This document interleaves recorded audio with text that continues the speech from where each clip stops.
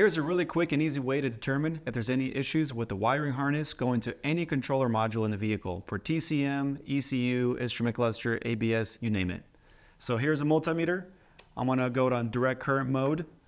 The ground goes in the black and the red goes on the voltage resistance continuity probe, not the one that says A. And right now we're checking for voltage. Imagine this is the vehicle's car battery.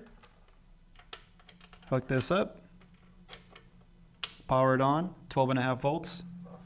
And I'm going to check the voltage between the power and the ground. So hooking it up,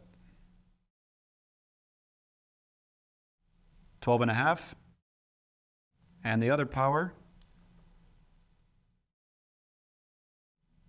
12.5. Next test is ohm mode between the CAN high and CAN low. So the resistance between CAN high and CAN low on any network will be 120 ohms.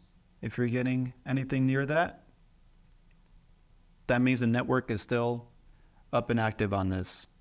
And if there's nothing there, then there could be something in the wiring harness. The next test is continuity test. So we're going to basically be checking the power pins, making sure that nothing's frayed, corroded, or broken, and you can do a little test. So this is going to check if it's making a connection all the way to the vehicle's car battery. There's the power. Here's the second power. And let's check the ground. And it doesn't matter if we're using red or black. This is just continuity test. And that's it. That's how you determine if the wiring harness is good.